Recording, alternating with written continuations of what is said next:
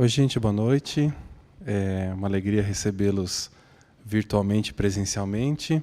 Esse é o nosso Café Filosófico virtual, é a primeira experiência que a gente faz virtual, né? A gente já tem uma longa experiência, ou pelo menos uma média experiência do presencial, mas é muito bom aqui conversar com vocês. Especialmente a gente queria começar agradecendo muito a presença de quem está assistindo, especialmente os nossos alunos da educação continuada. São 18 estados do Brasil que têm alunos da PUC, e essa ação foi bem pensada para vocês, assim, esse bate-papo, para que vocês possam acompanhar dos locais que vocês estão, que vocês também possam participar. Tem um número aí do WhatsApp que vocês vão poder fazer perguntas depois. E o Café Filosófico é uma coisa assim mesmo, como a gente está aqui, né? Um bate-papo, uma conversa sobre algum tema específico, sobre algum tema da filosofia, mas temas da filosofia que dizem respeito também à nossa vida, ao nosso jeito de ser, de existir no mundo. Então, assim, não é uma coisa distante, todo mundo pensa que filosofia é uma coisa etérea, que ninguém entende nada. E o Café Filosófico... Nem sempre assim. Nem sempre assim. O Café Filosófico quer exatamente mostrar isso, que filosofia é uma coisa legal. Uma coisa legal da gente discutir, aprender, fazer. Né? Eu queria saudar aqui o Gelson. Né? Não sei se você quer dar uma palavra pro pessoal. Fabiano. Obrigado, boa noite a todos. Estou bem feliz de estar aqui e um abraço especial para todos que estão nos assistindo, ouvindo de fora, né, daqui de Curitiba. É um prazer enorme. Eu acho uma experiência, Fabiano, muito boa. Então, parabéns pela iniciativa, porque assim também a gente pode alcançar cada vez mais público, né, usando aí as redes sociais, enfim, usando os mecanismos tecnológicos modernos, né? Que bom. Obrigado, Gelson, pela presença, pela disponibilidade. Muito bem, eu só queria começar, antes da gente entrar no tema, né, a gente escolheu um tema para conversar com vocês, que é a ética na contemporaneidade. A ética é sempre um bom problema filosófico, né? Passarão séculos, milênios, e nós vamos precisar nos relacionar com as outras pessoas, com a sociedade, com o mundo, e sempre que isso acontecer, a gente precisa ter um código que nos ajude a pensar, a viver, a um pouco dar sentido às nossas ações, e por isso que a ética existe. Existe já há muito tempo, né? A reflexão sobre a ética existe há muito tempo, e certamente vai continuar existindo. A gente quer trazer a ética também para um debate de hoje, né? Hoje, no Brasil, nas cidades que nós estamos aí ouvindo, assistindo. Então, vai ser um tema também muito legal para a gente trazer para a nossa vida. Mas só para contar um pouquinho a história para vocês do Café Filosófico, certamente a ideia do Café Filosófico não é uma ideia nossa, né? Foi uma metodologia de fazer, um jeito de fazer filosofia que nasceu na França, em 1992, com um filósofo chamado Marc Sauté. Era um nietzschiano, reuniu uns amigos num café chamado Café de Farres, na Praça da Bastilha, em Paris. E aí tinha um microfone como esse que a gente está usando, filósofos, pensadores, um deles puxava um assunto, conversava um pouco, e aí o microfone ia passando entre as mesas, e aí as pessoas iam conversando sobre aquele assunto. Muitos anos depois, quase 10 ou 12 anos depois, essa experiência vem para o Brasil,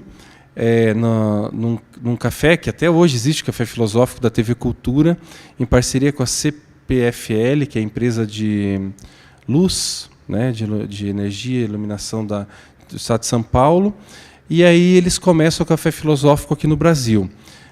Os primeiros curadores foram o Gária Matos, da USP, e o Renato Chanini Ribeiro, que ele já esteve conosco pelo menos 2 ou 3 vezes no nosso Café Filosófico, né?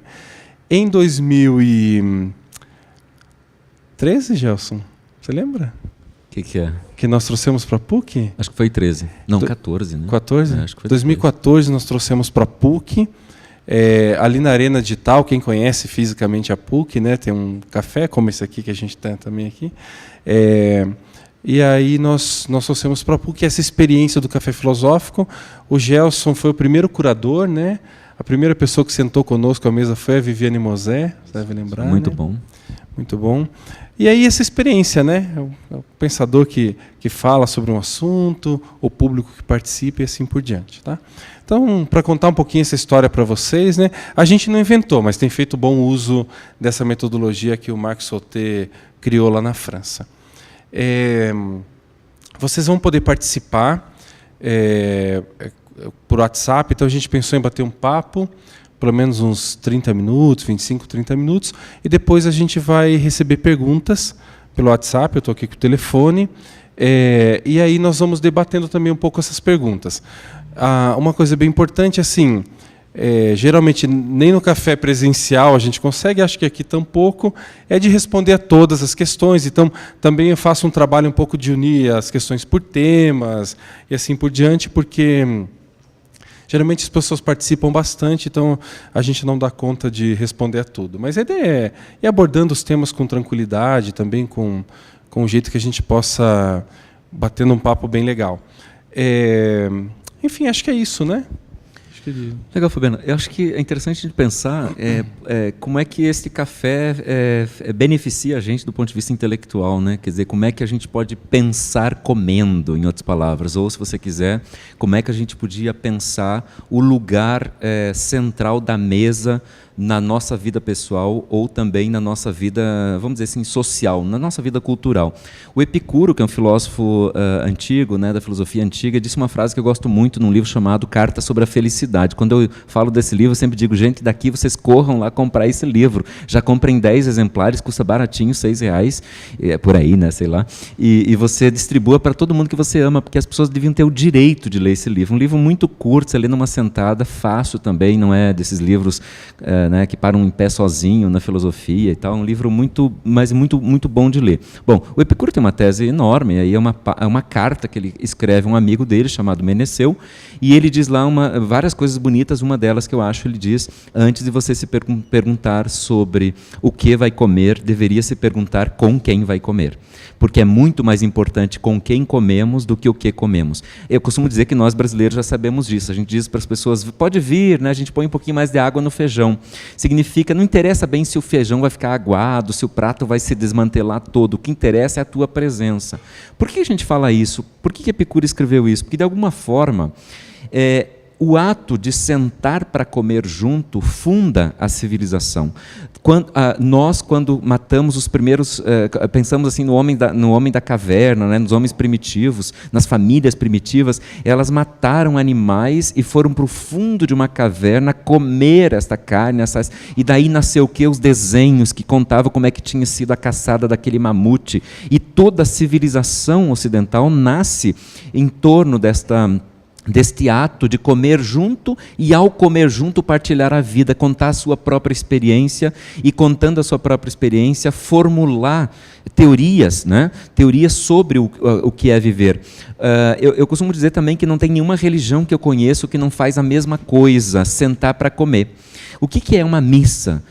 Uma missa, a gente chega, pede desculpa, né? Assim, começa lá com o pedido de perdão, depois lê, pergunta dos antepassados, fala, e aí, Isaías, como é que vai? Né? Mateus falou o que mesmo? A gente lembra do passado. E depois a gente vai para a parte principal, que é comer.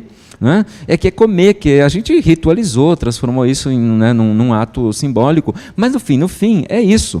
Costumo dizer também que Jesus, ele até onde a gente sabe, até onde a gente sabe não, é descrito na Bíblia, quer dizer, quando ele disse lembrem de mim, não falou trepem numa árvore, fiquem 5 minutos sem respirar, fiquem na sombra, ele disse comam juntos.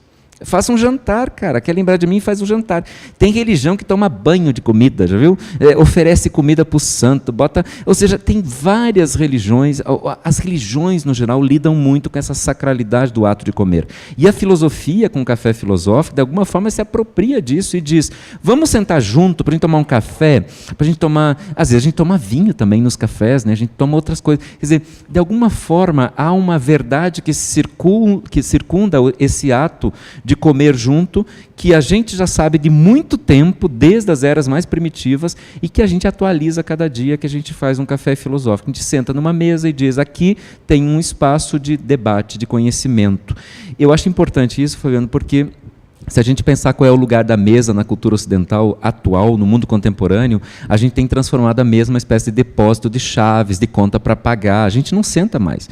A gente trabalha com, por exemplo, muito mais com televisão, ou com hoje com as black mirrors, né, as pequenas telas pretas, que de alguma forma, ao ligarem, se abrem janelas para o mundo, que não são janelas focais, são janelas desfocais. O foco é aquilo que cria atenção, que cria unidade na atenção, que, portanto, promove o relacionamento, promove, se você quiser, o desafio da própria ética. Hoje nós vivemos um tempo em que as coisas nos isolam, não nos promovem. Por isso que eu digo sempre, gente, vamos botar de novo a mesa no centro da nossa casa e vamos botar horário para a gente sentar na mesa. Eu sou do tempo, na minha casa, a minha mãe decidia, fazia almoço, ela dizia, está na hora, e a gente ia comer junto. E hoje as pessoas já não têm mais isso, né? Porque só não podia falar nada à mesa. Né? Não podia, minha mãe ainda conta que no tempo dela, que é um pouco mais antigo, né, não podia, as pessoas não podiam nem falar. E talvez não com tanto rigor, mas justamente ao contrário, dando na mesa o espaço para a gente rezar, para a gente brigar, para a gente discutir, para a gente construir relacionamento de fato, para a gente qualificar os nossos relacionamentos. Né? Eu acho que a gente precisaria recuperar isso no nosso cotidiano. Isso é muito legal, acho que tem um problema, já falando também dessa questão ética, que é um tema muito atual, que é essa questão da hospitalidade, né? O sentar à mesa exige, de alguma forma, que eu sente também com aquele que eu não conheço, com aquele que, de repente, eu não compartilho a mesma ideia, com aquele que pensa diferente do que eu penso. Então, sem dúvida, sentar à mesa é uma exigência ética não só do ato de sentar, né? Mas também dessas conexões humanas que a gente vai estabelecendo e que, às vezes, me desmontam, me tiram um pouco do eixo, que me fazem pensar uma coisa diferente. Né? Eu lembro que essa coisa da família, né? Sei lá, muita família, você não pode discordar do pai, né? Não pode discordar da mãe, né? O legal hoje é que esse nosso tempo possibilita uma miscelânea de formas de pensar. E a mesa é esse espaço que pode ser recuperado, certamente como um lugar em que o pensamento diferente vem à tona. O que não significa necessariamente que eu vou brigar, né? Que eu vou ser estúpido, que eu vou ser... Não, quer dizer que eu posso realmente, numa refeição, conversar com uma pessoa sobre as coisas que ela acredita, sobre as coisas que eu acredito. Então, a questão da hospitalidade, que é um problema ético hoje, né? Quem eu aceito que sente à minha mesa? Primeiro eu preciso ter a mesa ao centro, né? E isso é importante, é recuperar isso que o Gelson dizia. E depois quem eu deixo que sente à mesa, né? Quem eu coloco à minha mesa. Isso eu achei muito legal, isso aí, porque, veja bem, tem uma coisa social nisso também. A gente podia se perguntar, por exemplo, quem senta à mesa do Brasil hoje, por exemplo, para usufruir dos recursos que essa mesa tem. Né? Nós vivemos um momento, por exemplo, em que há uma depredação ambiental enorme, em que há a revogação de direitos trabalhistas, estamos aí com essa nova portaria sobre o trabalho escravo. Quer dizer, tudo isso coloca também a pergunta sobre que tipo de pessoas sentam à mesa da nação, ou que tipo de benefício as pessoas estão tirando da comida, ou dos recursos, dos bens que o nosso país produz. E há um desafio hoje enorme do ponto de vista ético-político, que é democratizar esta mesa. Quer dizer, a ditadura disse que nós tínhamos que fazer crescer o bolo para depois distribuir. Né? A gente acreditou nisso em um determinado momento, a gente viu que não deu certo. A gente não precisa só da mesa, a gente precisa também de formas de incentivar ou de abrir possibilidades para as pessoas sentarem nessa mesa e, de alguma forma, romperem com os privilégios. Isso é tão forte que na Bíblia a gente tem muitas passagens, para fazer de novo uma referência religiosa, sobre essa ideia, né? Eu faço uma festa, quem que eu chamo para a minha festa? Quer dizer, eu quero que todos participem, eu aceito esse estranho. Hoje, por exemplo, tem muita gente resistindo a, por exemplo, imigrantes que chegam no Brasil e que precisam sentar nesta mesa também, precisam também dividir, ou, por exemplo, os negros, historicamente, que lugar eles tiveram na divisão dos recursos da nação, ou os indígenas, os pobres, os trabalhadores. Quer dizer, cada vez mais nós temos a mesa justamente como desafio também social, não só esse da casa, como a gente estava dizendo antes. E legal ver, né, como a ética, a gente começou falando, inclusive de um compromisso pessoal que eu tenho, né, quer dizer, até o que vai do ponto de vista político, né, quer dizer, essa mesa que fica, essa mesa que é a mesa da minha casa, a mesa que eu trabalho, até a ideia de uma mesa que é a nação, né? Quer dizer, quem senta nessa mesa que eu estou, quem senta nessa mesa que é o Brasil, né? Então, É bem legal pensar isso, sim, né?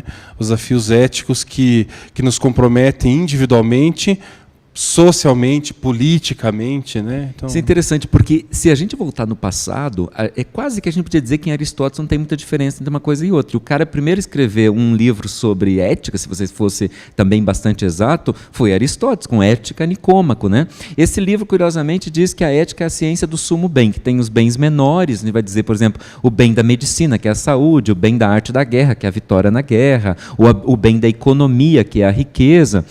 Mas esses bens menores da nossa vida, diz Aristóteles, justamente são menores, são secundários em relação a um bem maior, que ele chama de felicidade, eudaimonia em grego, né? Felicidade, a forma de realização plena de um indivíduo humano. Bom, essa felicidade, ele diz, tem uma ciência também, que é a ciência do sumo bem, que é justamente aí a gente diz a ética, e o Aristóteles escreve a política, porque, curiosamente, ele está dizendo, de alguma forma, que é impossível pensar, bom, isso no contexto grego é muito claro, é impossível pensar a ação individual a não ser já como num contexto social. Significa que tudo o que eu faço, de alguma forma, tem uma repercussão social. Eu sou, finalmente, não um animal que vive isolado, mas um animal que, diz o Aristóteles, é um zoon politikon, ele é um animal político, eu vivo politicamente. A palavra político hoje é meio queimada, né?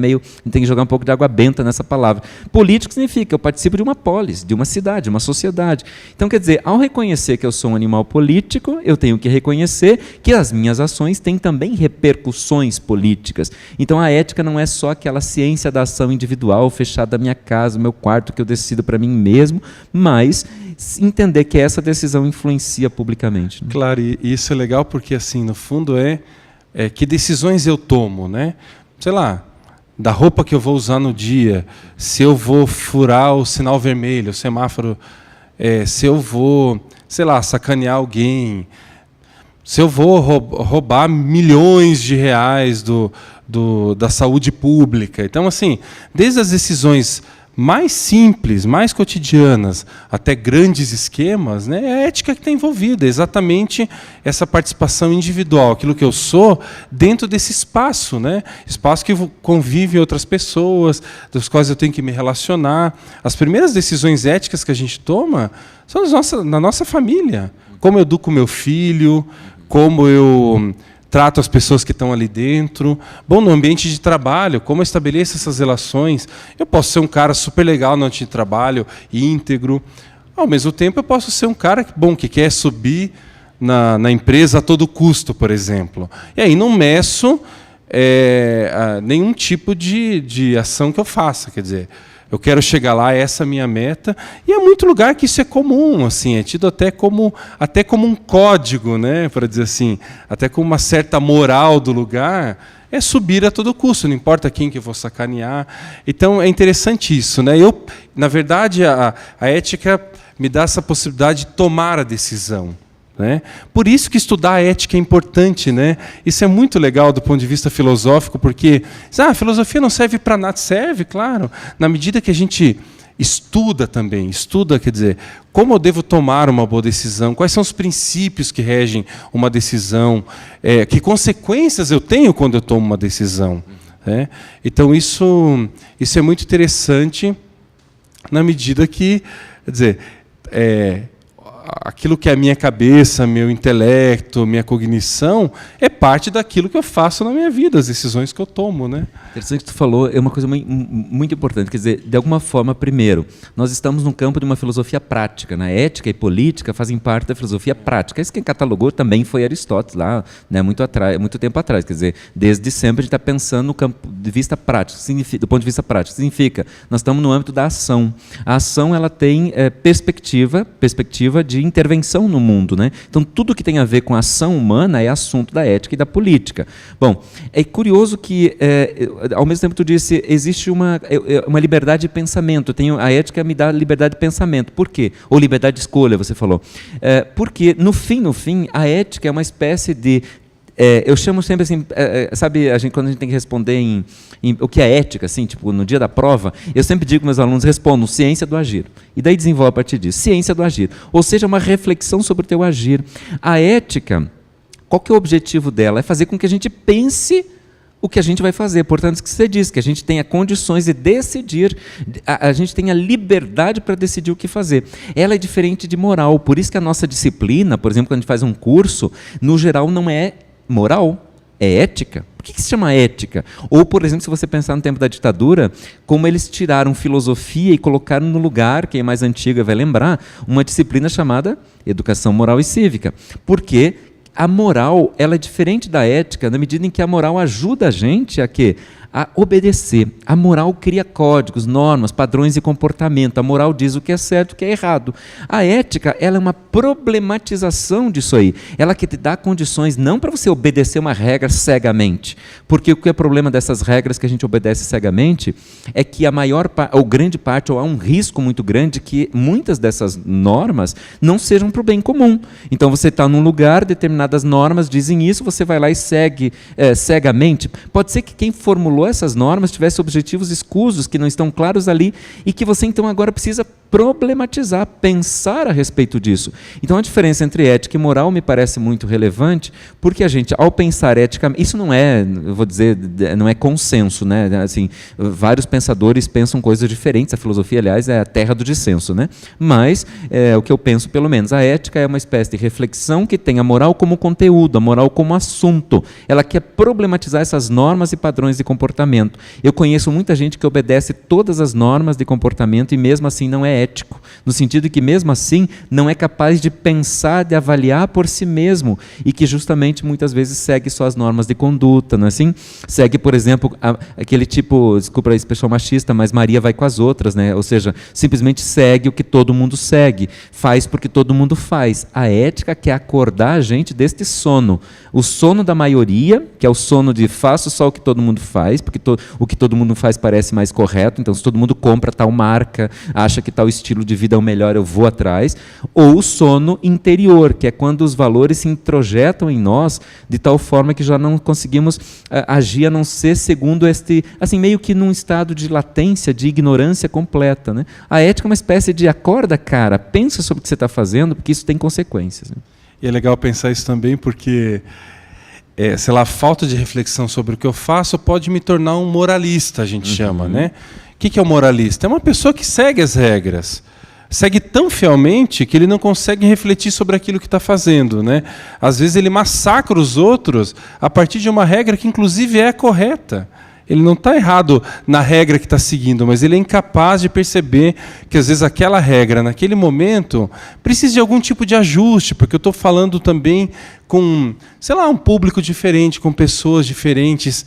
Então, o moralista é esse cara que é excessivamente, ele transborda a regra, né? Ele está tão preso àquilo, ele está tão obcecado por aquilo, que no fundo ele se torna uma pessoa incapaz de refletir sobre a própria ação.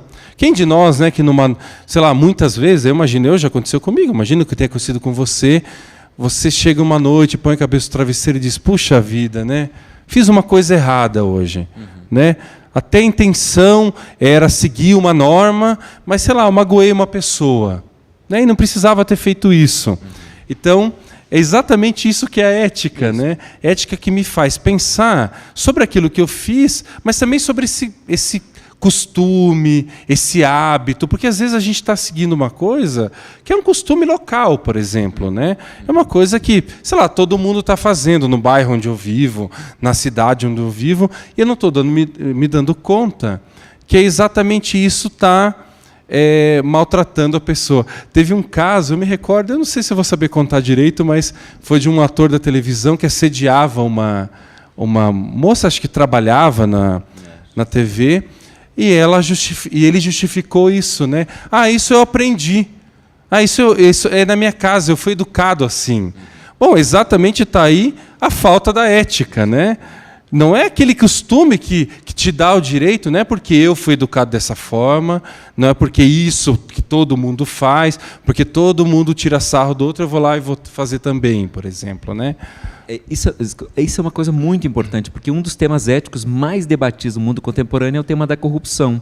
E as pessoas, de alguma forma, bom, no Brasil hoje, por exemplo, há essa ideia de que parece que todo mundo rouba, né? Quer dizer, que todo político rouba, e o sinal que eles dão quando eles permanecem na impunidade é que vale a pena roubar, porque finalmente todo mundo está roubando, então também vou pegar a minha, né? Quer dizer, esse é um tipo de coisa muito interessante para a gente pensar o problema ético. O problema ético não é que se roube, o problema ético é que, quer dizer, não é só pelo menos, quer dizer, o problema ético mais de fundo é de que as pessoas não reflitam sobre isso e achem isso normal. Hoje nós vivemos um estado político, é um estado despudorado, porque a vergonha sempre foi um limite ético, a gente não faz porque tem vergonha. Na medida que a gente perde a vergonha nos desabastece também de ética, porque a gente está achando que pode fazer, e aí, bom, se eu roubei, mas tudo bem, eu permaneço ministro, eu roubei, mas eu permaneço presidente, eu roubei, quer dizer, aí então eu roubei e eu permaneço professor da PUC, você rouba e permanece aluno, quer dizer, todo mundo entra numa lógica da não reflexão. Por isso que a reflexão ética é muito importante para combater esse imobilismo daqueles que acham que não vale a pena fazer diferente, né? E às vezes aparece que devolve a mala de dinheiro para alguém que tinha perdido, né? Ganha um prêmio. Nossa, parece um jornal. Da olha, esse cara é um herói, devolveu o dinheiro que estava. Quer dizer, quando na verdade deveria ser o contrário, né? Quer dizer, alguém pegou uma mala de dinheiro, vamos atrás desse, né? Claro. É que tem tanta mala de dinheiro por aí, né? Claro, que tá difícil até. Mas você falou uma coisa, Gelson, que eu acho fundamental. Talvez seja uma reflexão que a gente faça pouco hoje do ponto de vista ético. Eu acho que nós da filosofia, professores de filosofia, muito pouco. Mas eu acho que também as pessoas que não são professores de filosofia, que não estão na academia, também não fazem muito, que é isso que era, sei lá, a importância da etiqueta. Né? Eu acho que a ética está muito relacionada a isso, sei lá, de alguma forma a gente também... Essa ideia de ser descolado, de falar tudo que eu penso, de onde eu estiver, eu tenho, sabe, a internet, sei lá, estou num espaço com amigos, eu digo qualquer coisa. Então, de alguma forma, acho que a gente também perdeu a etiqueta, que era esse valor que era assim, sei lá, tem lugares que eu não digo certas coisas, né? Tem certos tipos de palavras que cabem para certo tipo de situação. Então, é a ética colocada bem nesse cotidiano, bem inclusive nessas escolhas, as tomadas de decisão que eu faço, nessa relação quase que pessoal com o outro. Né? Acho que a gente foi perdendo também um pouco da etiqueta. Eu acho que você falou que a gente perdeu a vergonha, e eu concordo com você, acho que a gente perdeu até mais do que a vergonha. Né? A gente perdeu exatamente isso, que era um valor de ser educado, de ter essa etiqueta. Né? E é interessante isso, porque a gente tem que aprender isso de berço, assim, quer dizer, em casa que a gente vai aprendendo. Então, muitas vezes a gente acha que botar um filho no mundo é largá-lo, assim, né? Pô, chegar e dizer bom dia, dizer boa noite, sabe? Coisas mínimas do dia a dia que às vezes a gente vê que os jovens, os adolescentes, as crianças vão perdendo. E o problema não é isso, não estou fazendo discurso moralista, o problema é justamente o que está dizendo, é a consequência disso na vida social. Então, por exemplo, daí quando esse mesmo cara que não foi ensinado a dizer bom dia, ou, por exemplo, a pegar direito num talher na mesa, ele vai pegar um carro, entende? E ele vai descer do carro, xingar ou comprar as maiores brigas, ou fazer as maiores absurdos. Quer dizer, há um crescimento exponencial, de acordo com a nossa experiência de vida, desta mesma falta de civilidade, gentileza, que são males do mundo contemporâneo. Males, por exemplo, que afetam a nossa vida urbana. Porque a ética, a cidade é o lugar onde a ética sempre foi trabalhada. Quer dizer, a cidade é o lugar onde a gente se relaciona de forma mais evidente no mundo urbano, que é um mundo onde a gente está perto um do outro, e a gente precisa, quem mora em apartamento não pode fazer barulho, cara, tem um horário que não dá mais. E as pessoas parecem que, reivindicando uma liberdade plena, elas acabam invadindo o campo do outro, justamente quebrando isso que tu chamou de etiqueta, de civilidade, de gentileza, de generosidade, que são valores que sem dúvida, são importantes para a gente conviver, porque sem isso não tem como. E como, sei lá, às vezes a gente vê pessoas que sei lá, que continuam muito gentis, que continuam muito educadas, e às vezes são até entendidas no meio social como bobas, como ingênuas. Olha lá, aquele ingênuo deixou outro carro passar. Né? Às vezes não é isso, né? Às vezes é uma pessoa de fato que, se está com pressa, passa. Né? Quer dizer, então, tem muita gente que é assim, que conserva esse valor, que muitas vezes é um valor de fato de casa, né? Mas aí o resto do grupo, da sociedade, o enxerga como uma pessoa que não está no esquema, que não é o descolado, que não é o espertão, né? Então, a gente vive numa sociedade que é importante ser esperto, né? Eu tenho que garantir o meu, independente do que vai acontecer com o outro. O meu, da minha família, né? Então, a gente, de alguma forma, há uma crise ética. Eu acho que é uma macro crise ética, né? A gente pode falar aqui, podia ficar escorrendo horas sobre, por exemplo, o como todos nós temos cuidado, ou não cuidado da natureza, né? Da nossa casa comum.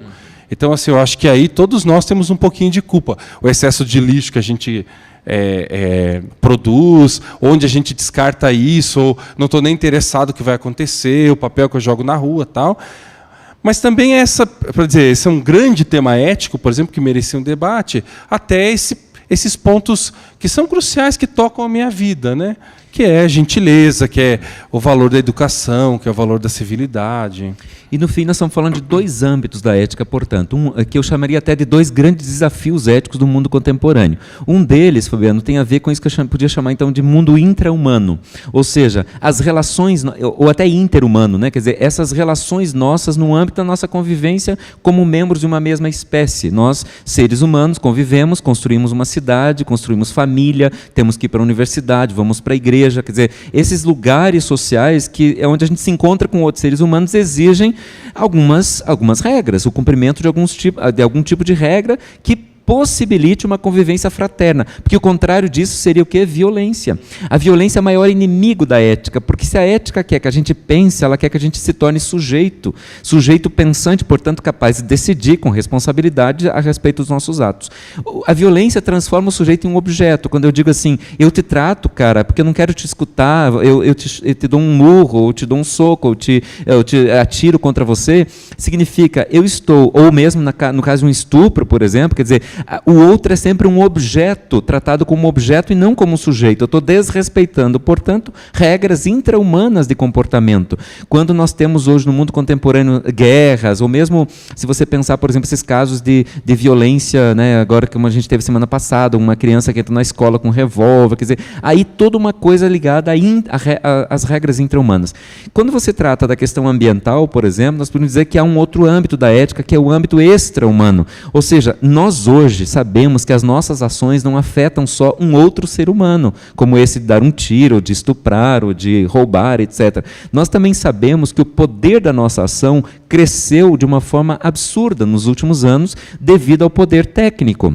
A técnica é um poder que nós temos hoje, muito que nos dá, ou que dá à nossa ação, um poder de intervenção cujas consequências nós sequer podemos imaginar no futuro. Nós não sabemos até onde no futuro, por exemplo, o fato de fazermos transgênicos hoje, de ter um acidente como Fukushima no Japão, com aquela indústria, com aquela usina nuclear, como é que aquilo vai afetar no futuro, ou mesmo outros seres vivos que não só o âmbito humano. Então nós estamos falando aqui de um desafio ético que é pensar a ação humana também do ponto de vista das consequências para além do grupo humano, para além da espécie, né? E às vezes, sei lá, passa na televisão, os principais presidentes dos países mais poderosos estão reunidos para tomar decisões sobre, sei lá, emissão de carbono. E a gente está tão enjoado já de ouvir, né, que a gente nem presta atenção. Mas pensar que a decisão de um presidente da República, sei lá, do Trump, quando ele diz, olha, eu não assino essa carta, ou desse pacto em favor do meio ambiente, eu não participo, as consequências são seríssimas, né? E deveria ser algo que tem que nos preocupar. Às vezes a gente nem está prestando atenção, né?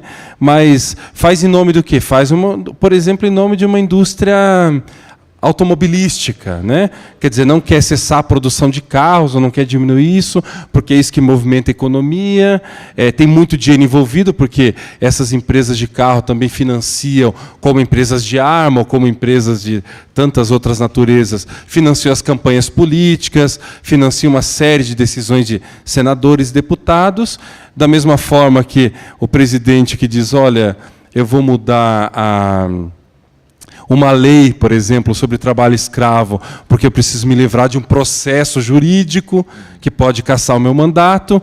E a gente, às vezes, não está prestando atenção a isso, né? E exatamente está tocando nesses pontos centrais da ética, né? Como a decisão daquele ser humano, que, em tese, é um representante meu lá, pode me fazer mal. Ou seja, como é que eu sou capaz de colocar o bem comum acima do meu bem individual?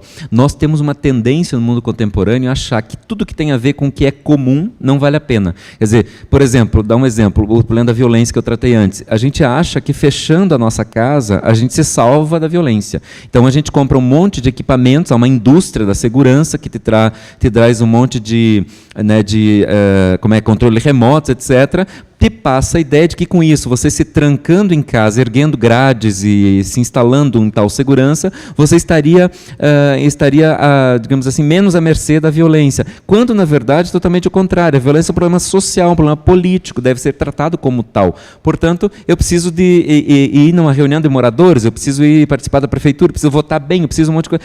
Eu tenho que pensar no bem comum.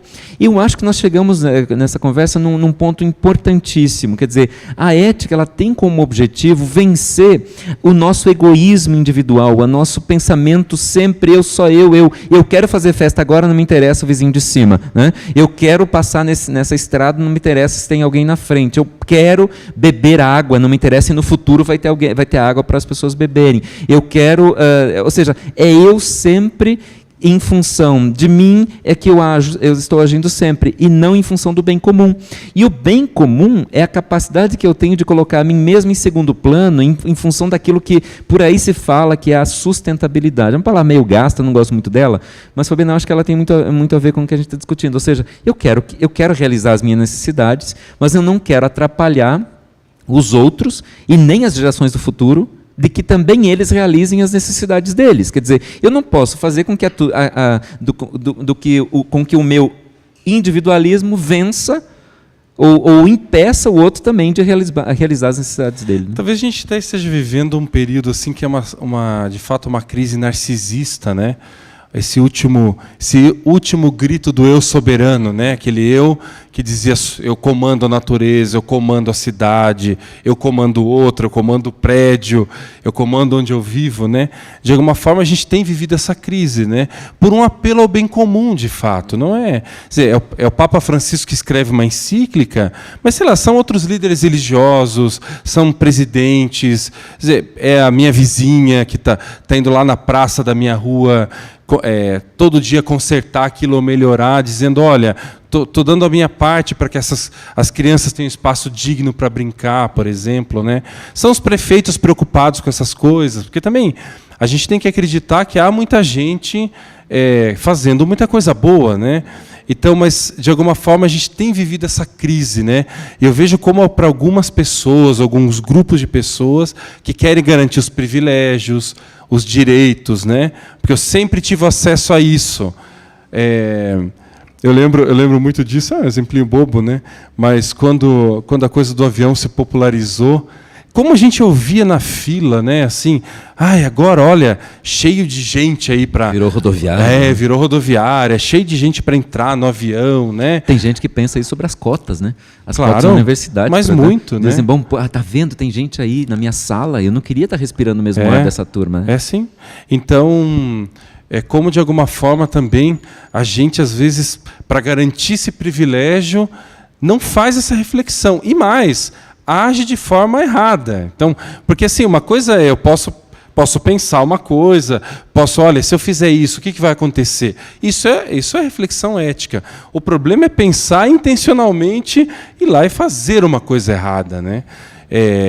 Aí sim, eu estou altamente comprometido com aquela ação que não é uma ação boa, por exemplo, né? E nesse caso a gente teria a diferença entre moral e lei, né? Que seria importante também, porque daí do ponto de vista legal, qualquer ação que você faz, vamos dizer, errada, como você disse, ela pode ser punida, caso esteja previsto legalmente, mas também a moral tem outra punição, que é a punição simbólica, né? Quer dizer, você, as mesmas vezes, por exemplo, uma pessoa tendo cumprido, por exemplo, a punição legal, ela continua sob a pecha de uma punição moral, por exemplo, né? Então, a gente gente tem processos de punição diferentes no caso de moral e de legalidade também. E já acho que um tema fundamental, assim, até a gente para já ir caminhando mais ou menos para o fim, eu vi uma pergunta ou outra que tem aqui já no celular, de alguma forma você falava disso que é a relação intra-humana, que é muito, muito importante, né? Quando a gente fala de ética, de alguma forma a ética também nasce pela essa exigência que eu tenho de me relacionar com o outro.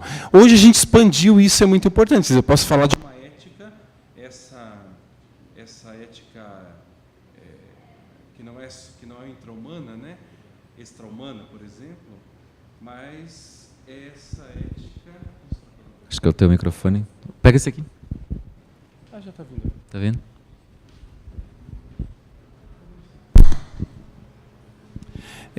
Então, enfim, retomando, né, dessa relação, quer dizer, eu posso ter um compromisso ético com a natureza, com os animais, com cada ser que vive no planeta, enfim.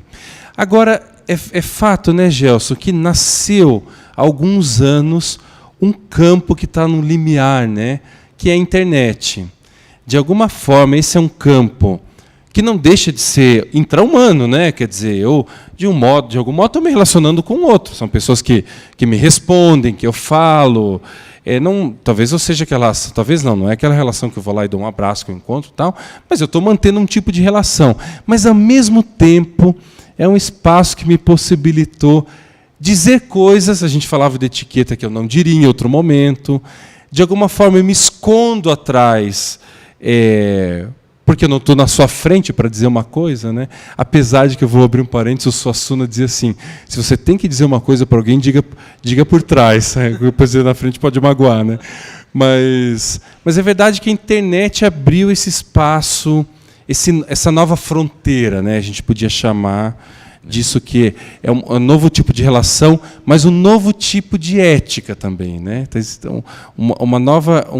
exigindo um novo tipo de reflexão sobre aquilo que eu faço, que eu digo, que eu penso, né? Eu considero isso um tema muito importante, porque, primeiro, o evento do mundo urbano já nos causou, Fabiano, vamos dizer assim, um impacto muito grande do ponto de vista de normas de comportamento. Eu acho que muito daquilo que a gente chamou de crise da civilidade, da gentileza, da etiqueta, tem a ver um pouco com esse fato de que a gente tenha começado, por exemplo, no caso brasileiro, o século passado, com 80% da população vivendo no campo e 20% na cidade. Terminamos com o contrário, 20% vivendo no campo, menos do que isso até, e 80%, 90% da população brasileira vivendo na cidade. Isso é um evento, uma mudança muito grande que as nossas gerações, as últimas 2 gerações não conseguiram ainda digerir o que significa viver neste mundo urbano, o que é viver, qual é o problema da cidade, como a cidade nos constitui.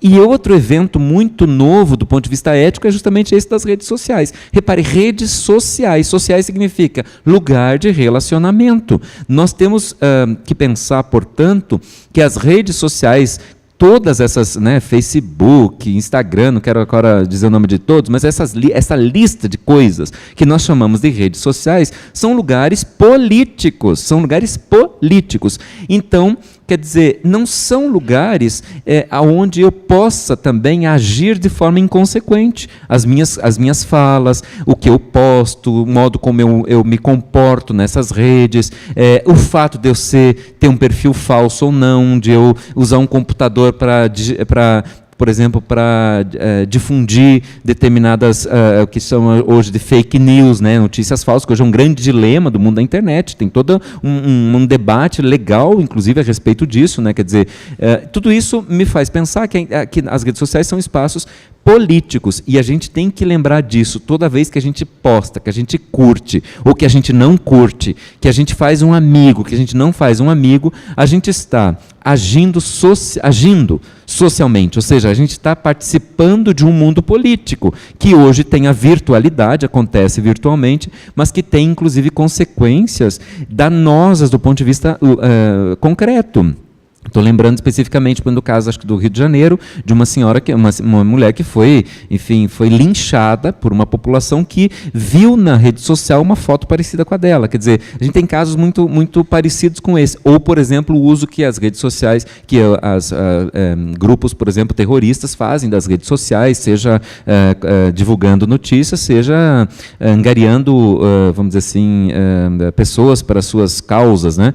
Ou, por exemplo, de outro lado, o que fizeram os zapatistas, que lá na floresta lacandona do México usaram as redes sociais para divulgar causas que eram deles, causas, por exemplo, como defesa da natureza, como causa indígena, como a causa das mulheres, homossexuais, ou seja, há também um uso positivo que as redes sociais têm.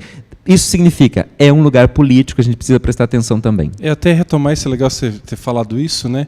Dá também para a gente pensar que a internet é uma terra de ninguém, que a internet é o fim do mundo, né? A gente, agora viu como... Não, a internet é uma grande oportunidade de estabelecer novos níveis de relação, de reconhecer, de ler o mundo de uma maneira diferente. E a gente está vendo isso efetivamente, né? Quer dizer, os ganhos reais que a gente teve do ponto de vista relacional, do ponto de vista político. Quer dizer, muitas mobilizações, inclusive, que nasceram contra, sei lá, grandes ditaduras hoje, né, atualmente, ou grandes sistemas políticos cruéis, nasceram por conta da internet. Gente que, sei lá, eu lembro de um caso, eu gosto de contar, até de um colégio marista, em que a cantina ia aumentar o valor do pão de queijo em alguns centavos. E aí um menino foi lá, indignado, falou, não, está muito caro, tal. Mandou para os outros, falou, não, ninguém compra pão de queijo hoje. Mobilizou toda uma turma, todo o grupo para não comprar. Aí o dono falou, não, então é melhor que eu venda o pão de queijo o preço que estava do que não venda, né? De alguma forma também a garotada aprendendo a ser mais político. Então, aí a gente tem que entender que vai mudar o jeito de ser político. Os jovens têm uma outra forma de compreender política. Não é que eles são apolíticos, não. Isso me parece um mito errôneo que a gente tem. Agora, eu acho que está nascendo uma nova forma de ser político e uma nova forma de tomar decisões, né? Quer dizer, no nosso tempo, eu posso dizer no nosso tempo, a fonte segura que a gente tinha de informação, o que era? Era a revista semanal, aquela lá, né? Aquela revista semanal, o jornal no horário nobre, o que eles diziam era verdade. Olha a possibilidade que a gente tem hoje. O jornal me diz uma coisa na TV, eu vou em outro espaço virtual e vou ver se aquilo é verdade, se o jornal não está sendo tendencioso a analisar uma notícia, por exemplo, ou a cobrir um caso. Então, hoje é muito legal, a gente pode ver sobre o mesmo fato muitas opiniões e perspectivas. Isso me enriquece do ponto de vista da reflexão ética. E é interessante, nós temos que pensar então que a educação tem que nos ajudar a fazer essas escolhas, porque o que acontece muitas vezes é que os adolescentes, muitas vezes, eles ficam só no WhatsApp, naqueles grupos e não utilizam a internet de uma forma ampla para abastecer o senso crítico, para abastecer o conhecimento, né? Quer dizer, acaba sendo um uso restrito. Então, eu acho que a educação tem um papel fundamental. E tem uma outra coisa, Fabiano, que você está falando que eu acho interessante. Quer dizer, teve um momento que muita gente criticou, por exemplo, esses atos que a gente fazia via internet, via Facebook, em que não ia-se para a rua. Então, aquela coisa, você posta lá contra o trabalho escravo, um banner, mas você não vai nunca numa manifestação na frente da tua casa sobre o trabalho escravo. Você não sai de casa, que é aquele indivíduo que está fechado na sua grade. Né?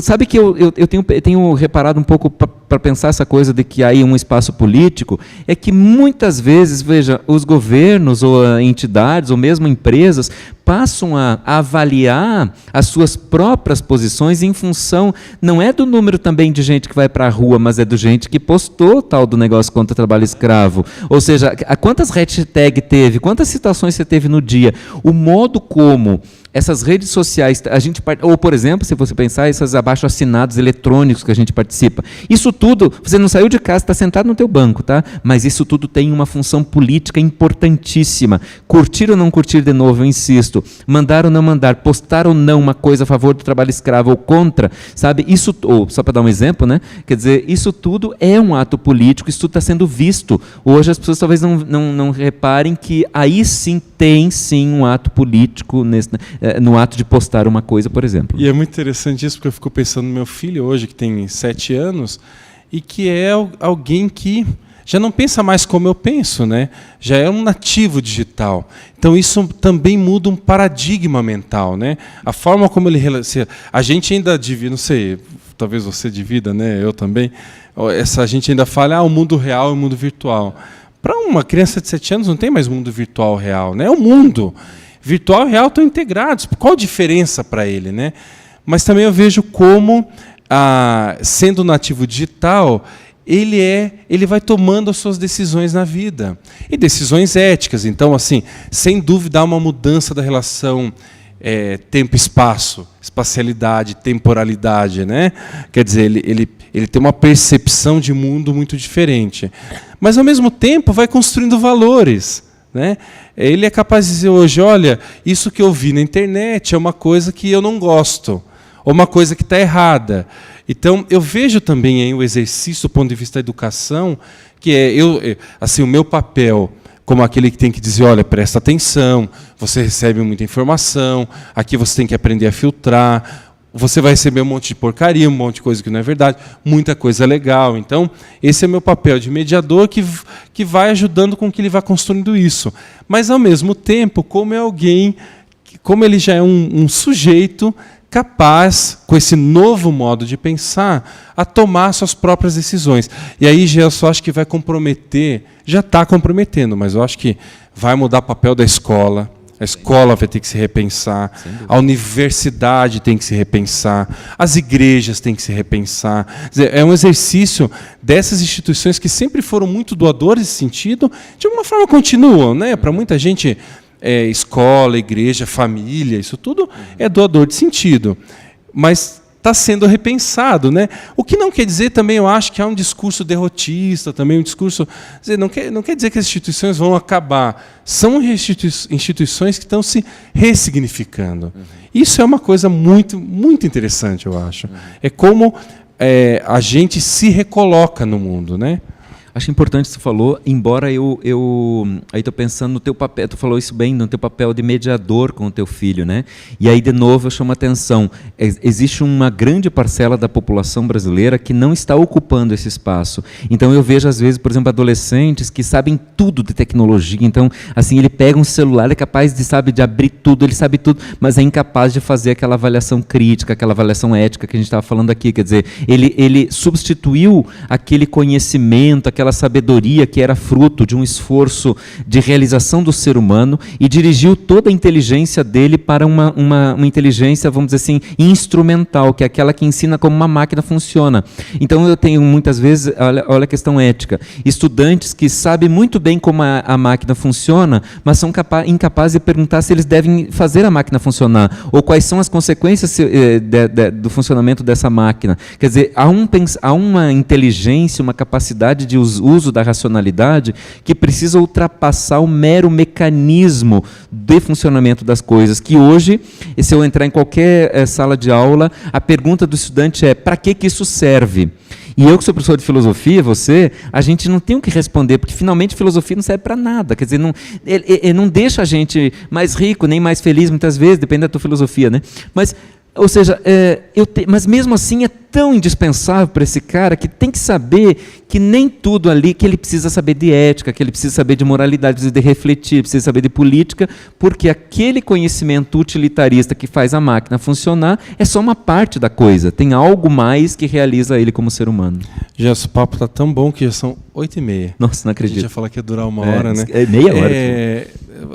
Eu vou tomar aqui 3 ou 4 perguntas, tá? Só para a gente, assim, brevemente comentando. Há 2 ou 3 que acho que tem a ver muito com o que você tem pesquisado também, que é essa questão da relação da ética animal, né? E aqui, assim, até uma questão, como a gente pode se relacionar com outros seres sem estabelecer uma relação antropocêntrica, por exemplo, né?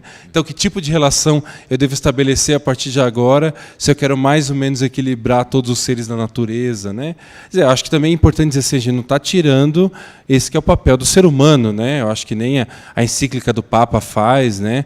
Mas mais o que se está integrando num ecossistema outros seres que nunca estavam integrados, né? Então, pensar contra o antropocentrismo é um desafio enorme, porque todas as éticas foram antropocêntricas, ou seja, estiveram reduzidas ao âmbito intra-humano, das relações, portanto, de um ser humano com outro ser humano. Romper isso aí é uma coisa muito importante. Primeiro, reconhecendo que a ética, ou que o homem o ser humano é o único ser capaz de fazer isso, capaz, portanto, de se responsabilizar pelo outro. Ainda mais num tempo, Fabiano, que é o nosso, que é o tempo da tecnologia, que eu disse já, um poder enorme, um poder aumentado. Incluir, portanto, os animais, por exemplo, 60%, acho que é isso, se eu não me engano bem o dado, das famílias de animais do mundo estão em processo de decrescimento populacional.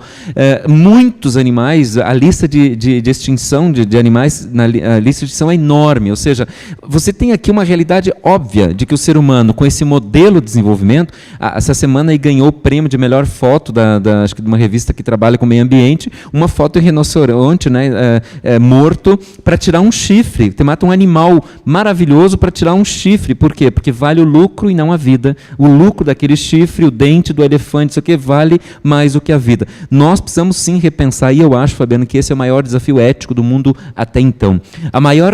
Tudo que nós já fazemos sobre ética não vai ter valido a pena se a gente não for capaz de salvar um passarinho, se a gente não for capaz de salvar uma espécie de animal, uma espécie de planta, ou salvar, por exemplo, a própria espécie humana que está ameaçada. Nós, cada vez mais, temos que pensar que a vida é uma rede de interesses, uma rede de solidariedade de interesses, ou seja, eu sou solidário com o passarinho porque também eu preciso do passarinho, porque ele tem um direito também dele de sobreviver, mesmo que eu não precisasse dele, ele tem um direito dele. Há uma rede aqui de vida que forma e que projeta sobre mim, que sou agricultor, que sou, industrial, que sou professor, qualquer minha profissão, eu tenho que me solidarizar com essas outras formas de vida. Né? Tem uma outra questão aqui, essa até que eu quero comentar, que é uma sobre a dificuldade hoje dessa... E é uma pergunta muito interessante sobre essa crise de gerações, né? A crise geracional, esses conflitos de gerações, né? Então, de fato, isso é um fator hoje crucial, até porque a gente vem... as gerações que antes a gente contava... sei lá, há um tempo atrás, como mudava uma geração a cada 10 anos, eu li que os últimos dados dizem que, assim, 5 anos está mudando uma geração e a tendência é que isso seja menor, né? Claro, a gente está falando eu acabei de comentar sobre esses nativos digitais, né?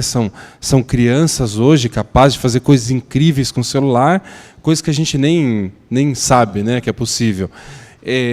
Mas também eu vejo aí, apesar de ser uma relação difícil, conflitosa, um campo de oportunidades. Assim, eu acho que, na medida que a gente entender todo o potencial que esses jovens estão se construindo personalidade, valor, são capazes de fazer, a gente vai ter um campo de transformação social, política, econômica incrível. Por exemplo, vou citar 2 ou 3 coisas muito rápidas. Os jovens são muito mais sensíveis à solidariedade hoje. Agora, eu não posso entender solidariedade como eu entendia no meu tempo, né? Quer dizer, vou pegar um pacote de roupa e vou levar lá naquela instituição que eu quero doar. Mas, sei lá, tem muito jovem criando software capaz de colaborar com outras pessoas. Então, e mais, jovens que são sensíveis socialmente, mas não só do ponto de vista virtual, são engajados em ações capaz de transformar. Agora, qual a mudança? No nosso tempo, a gente queria mudar o mundo. Eles falam de micro-revoluções. Eles querem mudar o quarto, a casa, a família, o entorno, a escola, a sala de aula, né? Às vezes a gente não compreende isso. Os jovens, esse jovem não tem mais aquele grande ídolo. A gente é do tempo do grande ídolo, né? Pregava o quadro na parede. Ele tem o ídolo real. Às vezes é um amigo, um colega, alguém que tá próximo dele, diz: pô, eu quero ser que nem esse cara. Sabe? Ele que me inspira. Então, muda também a forma de inspiração. O que eu estou dizendo assim, há muito potencial nessas novas gerações. Eu não nego que há um conflito geracional. Sei lá, muitos CEOs de empresas têm dito assim: tem que pensar que hoje o jovem talentoso vai ficar 2 anos numa empresa no máximo. Então ele vai pulando de empresa em empresa. Você está há quantos anos na PUC? 14. Eu tô na PUC há 6, mas, sei lá, no Grupo Marista há 25 anos. Então, eu sou desse tempo ainda em que eu quero construir uma carreira estável. É bem possível é visível que os jovens de hoje não têm essa pretensão, mas estabelecem outro tipo de relação que não quer dizer que não são menos sadias ou menos profundas ou menos importantes com o mundo, com a empresa que trabalha. Então, eu vejo que a coisa do conflito geracional existe sim, mas é uma coisa que a gente, nós adultos de gerações anteriores, vamos ter que aprender a trabalhar, sabe? E não estou dizendo que o jovem tem razão em tudo, não. Que você tem que dizer para o adolescente, não, você está certo. Não, não é isso. A gente tem o papel de educador, de pai, de mãe, de responsável, e eu não devo negar isso, nunca. Então, sim é sim, não é não, mas, ao mesmo tempo, eu vou entendendo como ele vai construindo a sua vida. Até porque conflito de geração sempre teve, quer dizer, faz parte da existência humana que ao chegarem novos membros para a nossa espécie, esses novos membros reivindiquem lugar, tenham desejos, eles construam a própria história, né? Então, eu acho que também a gente tem que pensar que o conflito geracional, ele é parte, quanto mais ele houver, mais a nossa sociedade ganha, porque mais a gente vai poder se renovar como sociedade, quer dizer, é o jovem. O jovem ele chega querendo renovar e o velho ele quer o quê? Envelhecer o jovem, né? O ideal do velho é que o jovem seja velho, né? Assim, que o jovem já não faça nada de errado, que cumpra ou seja, que ele se envelheça. E o jovem resiste a isso. Esse conflito é que faz parte da sociedade humana, eu acho, desde sempre. Tem uma outra pergunta aqui sobre se a família e a escola estão com dificuldade de educar, dizer, especialmente essa civilização tecnológica, né? Quem irá educar essa geração? Eu acho que a família e a escola são pontos importantíssimos de educação. Não perderam seu espaço. Acho que elas estão se ressignificando no espaço. A gente também precisa ter paciência com a gente mesmo, assim, né? Quer dizer, na minha família eu também preciso ter paciência de recolocar umas peças, de reencontrar os caminhos, né? Mas assim, não esse discurso assim, não, agora ninguém mais educa. O meu irmão é professor de uma escola estadual, professor do estado, e é muito dedicado e faz muita coisa importantíssima com tecnologia e tem inspirado os alunos. Às vezes não tem os recursos ideais, às vezes não tem a valorização ideal, né? Também corre riscos, porque a gente vê como a escola também é um espaço perigoso, né? Mas está encontrando um jeito. Então, acho que família, escola, igreja, grupo de amigos, grupo de jovens, são espaços que estão aos poucos se ressignificando para serem referenciais de educação. Eu concordo, embora eu também acho, Fabiano, que a gente devia está cada vez mais pensando que talvez a educação não seja um para o outro. Quando você trabalha Foucault, né, é do poder. Quer dizer, não é um poder central que diga aos outros aquilo que deve ser feito, dito, etc. Cada vez mais, eu acho que nós temos que pensar que nós somos comunidades educativas. As comunidades educativas educam tanto quanto, ou mais, ou melhor ainda, eu diria, do que, por exemplo, aquilo que eu chamo sempre de docenciocentrismo, quando eu me refiro ao mundo da educação. O mundo da educação ainda é docenciocêntrico. A nossa sala de aula é formada assim, um professor lá na frente, que sabe tudo, e nós, estudantes, aqui embaixo, que não sabemos nada. E daí o pai na ponta da mesa que manda e o filho que está do lado de cá. Ou o patrão que está lá em cima, no mundo do emprego, mandando os funcionários do lado de cá. Funcionário, já começa um problema, ninguém mais usa essa palavra. A gente está usando outras palavras, né? Associado ou colaborador, quer dizer, é muito mais redondo o processo. Então, cada vez mais eu acho que a gente tem que pensar que a educação não é papel de uma instituição, ou de uma pessoa, ou de uma autoridade parental, mas ela é um processo múltiplo, de muitas raízes. Por isso que a gente tem que prestar atenção no Facebook, que o teu filho está vendo na televisão, ou que ele está assistindo, sabe que tipo de coisa ele está seguindo no YouTube. Ou seja, você tem processos educacionais. E a comunidade humana, todos nós temos que ser educadores. Eu acho super legal e acrescentaria. Aí eu acho que ressignifica o papel do educador. Isso mesmo. Então, assim, a gente tinha aquele momento que era o educador que sabia tudo, e o aluno que não sabia nada, o pai que sabia tudo, o filho que não sabia nada, para o outro lado do pêndulo, que é o filho, como tem acesso a tudo, sabe tudo e o pai não sabe mais nada. Acho que não, acho que o educador é uma pessoa mais madura, geralmente com um projeto de vida já mais consistente. É uma pessoa que estudou para estar ali, né? Ou tem uma experiência de vida que o endossa, o legitima para estar naquele espaço. Então, eu acho que o papel do educador é sempre cada vez mais importante na comunidade educativa. Concordo com você, assim, o que a gente vai ter é impossível que eu não reconheça que o jovem que senta na minha sala de aula é alguém que não saiba nada. Isso é impossível que o educador pense hoje. Quer dizer, o meu papel de mediador é como eu resgato o conhecimento que ele tem para complementar o meu. Então, assim, eu preciso primeiro tratar esse aspecto da minha vida que é uma crise narcisista também, né? Quer dizer, como eu sou, como eu me coloco como aquele educador que diz, eu não sei tudo, né? Mas, ao mesmo tempo, se cria essa ideia, quer dizer, nasce essa ideia do educador como uma figura fundamental. Ele é uma espécie de mediador dos processos, né? Mediador. Sabe, sei que o nosso tempo está curto, só uma historinha final. Sábio. O sábio. Eu tive uma vez eu ouvi aí na PUC, eu sempre repito isso, né? Que perguntaram pro porteiro de uma fábrica de automóveis o que ele fazia. E ao invés de responder assim, abro portas, né? Confiro crachás, dou licença, ele disse, construo carros. Né? Essa ideia me parece interessante pensar o papel dessa comunidade educativa, por exemplo, no caso de uma universidade, de uma escola. E para resgatar isso que eu estava dizendo, o papel que a gente tem. Eu queria que a porteira da minha escola, que o porteiro da minha escola dissesse, perguntado, o que você faz? Eu educo gente. Porque é isso que ele faz. A merendeira de uma escola educa a gente. Sabe, a mulher que limpa o chão, ela é tão importante na escola quanto a professora, porque também aí há uma comunidade, também aí há um papel educativo. Então, é isso que eu digo quando eu digo, nós temos que pensar agora que o papel, por exemplo, de educar não é só do pai, da mãe. Um irmão educa outro irmão, sabe?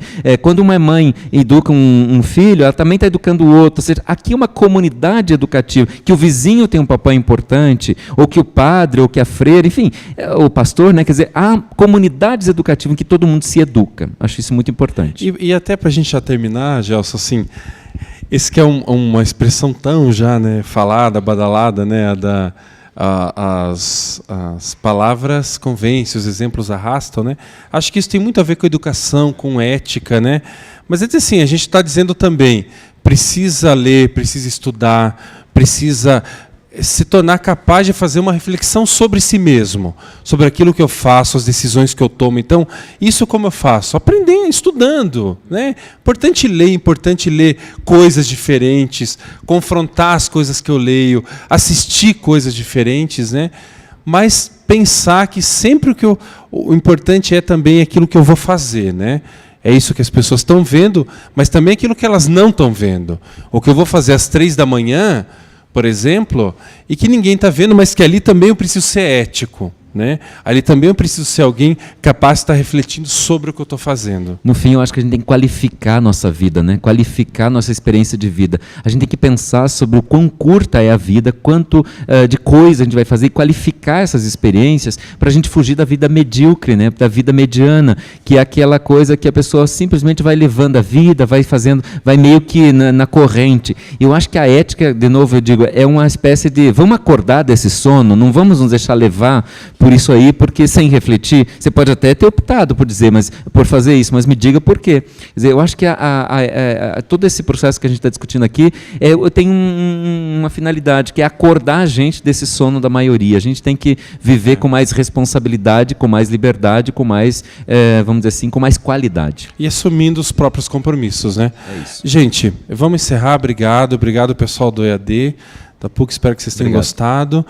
Imagino que isso vai estar disponível, né? Essa ideia também que vocês possam assistir em outros momentos e que tenha sido um papo legal, tá? A gente agradece se vocês também tiveram a paciência de estar aqui. Obrigado, um abraço para todos, principalmente para quem está longe. Valeu, gente. Até mais.